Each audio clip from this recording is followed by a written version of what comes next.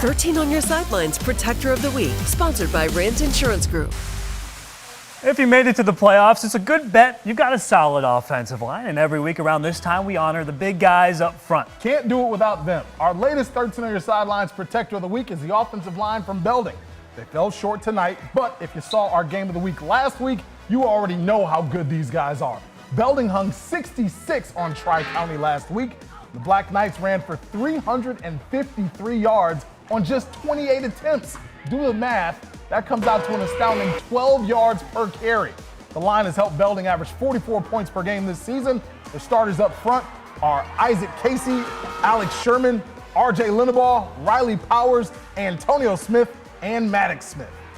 Last week, Wayland needed a win against South Christian to make the postseason. The good news for the Wildcats is they got what they needed. The bad news, they had to face South Christian again tonight. Now the Sailors were out for revenge. The defending Division IV state champions played host to this rematch. We pick up late in the action just after halftime, just in time for a little rain. South up 14-7. Carson Viss calls his own number, starts up the middle, cuts back to the right, and picks up a block from Sam Weiss. Goes all the way for the score. It's 21-7.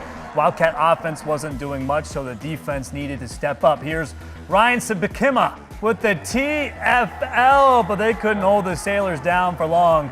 Viss with the pump fake, and he finds Jake Vermoss down the field for the 35-yard touchdown. Extra point makes it 28-7. Deep into the fourth quarter, it's Jackson Hike with the handoff, and he finds some wiggle room up the middle with 3 Wildcat defenders on the chase. They eventually get him down, but not until he makes it to the 9-yard line. From there, Charlie Schur takes the handoff, and he finds Pater. That puts the Sailors up 34-7. That would be your final score. South Christian gets revenge, 34-7. They'll go on to face the winner of Forest Hills Eastern versus Ionia. The Hawks won this one at 27-0.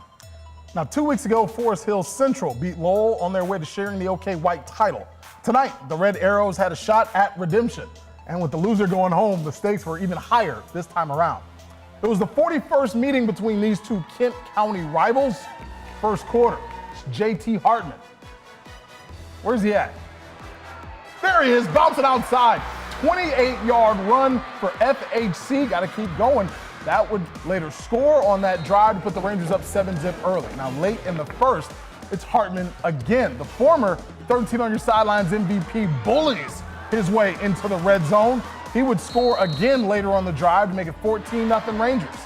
The Red Arrows would get back into it in the second, though. Jackson Risebig takes it in from a yard out to cut the lead. It was 14-7 at that point.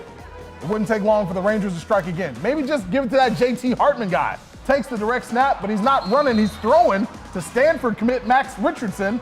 21-7 Rangers at the half. Third quarter, Max Holzer back to throw.